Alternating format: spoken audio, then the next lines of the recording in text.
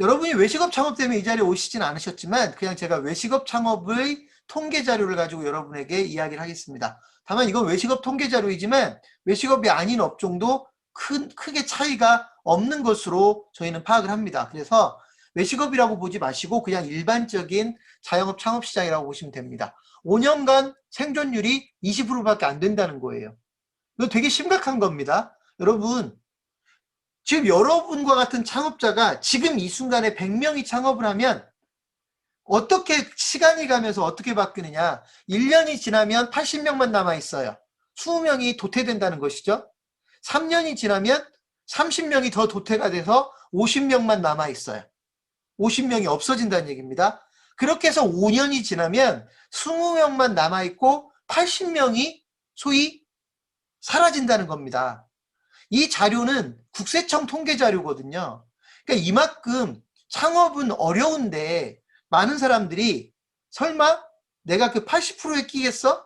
나는 20%에 끼겠지 라고 착각들을 하더라는 겁니다. 근데 전혀 그렇지가 않거든요. 누가 20%에 끼고 누가 80%에 낄지는 사실 아무도 알 수 없는 거여서 여러분들이 적어도 창업을 할 때 내가 20% 안에 소위 생존자에 들어가기 위한 몸부림을 쳐줘야 되는데 많은 분들이 그걸 그렇게까지 심각하게 생각하지 않더라. 그래서 제가 여러분들한테 이런 상황이기 때문에 여러분들은 훨씬 더 조심하고 신중해야 된다라는 말씀을 드리는 겁니다. 음식점 창업 되게 쉽게 생각합니다. 내가 조금만 신경 쓰면 맛있게 할 수 있을 것 같고 내가 조금만 생각만 바꿔 먹으면 값싸게도 할 수 있을 것 같고 내 사업이니까 되게 친절하게 고객들을 응대할 수 있을 것 같으니까 여러분 생각에는 음식점이 맛있고 값싸고 친절하니까 장사가 안 될 이유가 없다라고 너무 쉽게 생각하는데요. 여러분 되게 재밌는 게 뭐냐면 여러분이 음식점을 만약에 창업한다고 할 때 맛있게 만드는 것도 어렵고요. 값싸게 만드는 것도 어렵고요. 친절하게 서비스를 하는 건 더 어렵습니다.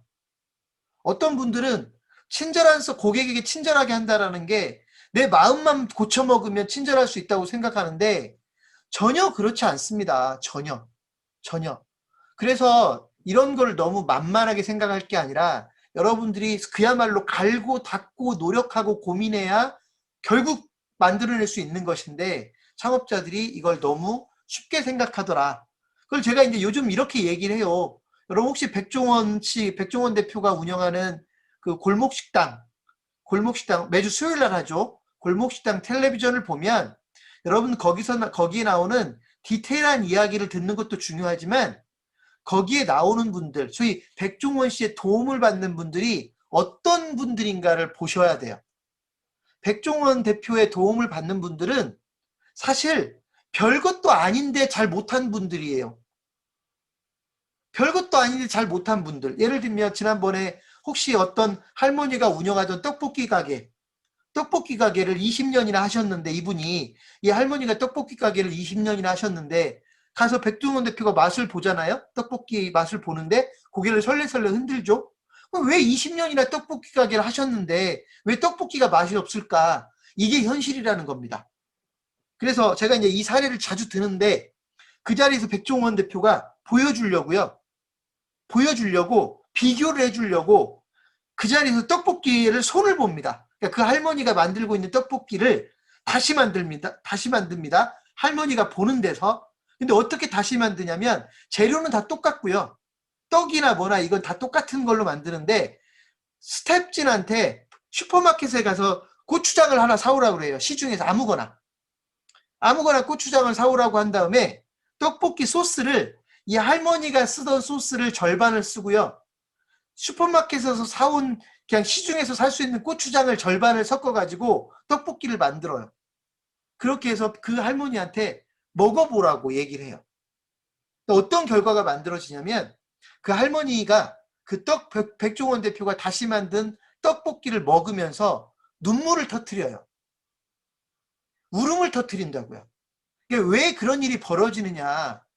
자기는 20년 동안 떡볶이집을 하면서 소스도 직접 만들고 여기에 좋은 걸 어떻게 넣어야 맛있는지 이런 고민을 나름대로 해서 20년 동안 떡볶이집을 해왔고 적어도 맛에는 문제가 없을 거라고 생각을 하고 있었는데 백종원 대표가 아무거나 시중에서 아무거나 고추장을 사오라고 해가지고 그것도 백종원 대표가 만든 비법 소스도 아니고 내가 만든 소스와 그 슈퍼마켓에서 산 고추장하고 반반 섞어가지고 내가 보는 앞에서 떡볶이를 다시 만들어줬는데 그 떡볶이가 자기가 먹어봐도요. 할머니가 먹어봐도 내가 만든 떡볶이보다 훨씬 맛있거든요.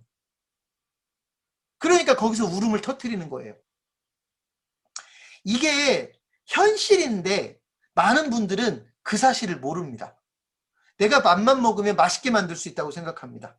내가 맘만 먹으면 값싸게 팔 수 있다고 생각합니다. 내가 맘만 먹으면 친절한 서비스를 할 수 있다고 생각합니다. 근데 셋 다 어렵습니다. 제가 여러분한테 고백을 좀 하자면 어떤 분이 저한테 이렇게 질문을 합니다. 창업경영신문 대표로서 창업경영신문의 서비스, 뭐 기사일 수도 있고 컨설팅일 수도 있고 교육일 수도 있고 창업경영신문 서비스에 대해서 상품에 대해서 얼마나 만족하십니까? 라고 질문을 한다면 제가 흔쾌히 저희는 충분히 매력적인 서비스를 상품을 제공하고 있다라고 대답할 자신이 없습니다. 왜 그런지 아십니까? 모든 걸 제가 만듭니까? 아니잖아요. 여러 사람이 작업을 같이 한다고요.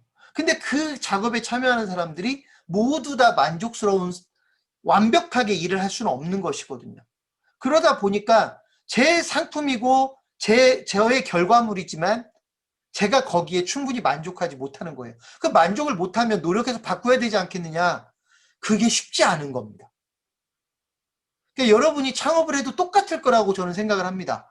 그래서 너무 쉽게 생각하는 데서부터 오히려 문제가 터진다. 쉽지 않은 일이다 라고 생각하셨으면 좋겠고 음식점 하나도 여러분들이 망하지 않으려고 몸부림을 치면서 노력을 해줘야 소위 생존할 수 있는 것이지 그냥 이 정도는 내가 이보다 훨씬 더 어려운 것도 했는데 이 정도를 못해서 설마 내가 망하겠어? 라는 생각을 하셨다가 정말 설마가 사람 잡을 수 있다는 거를 여러분이 꼭 좀 아셨으면 좋겠습니다.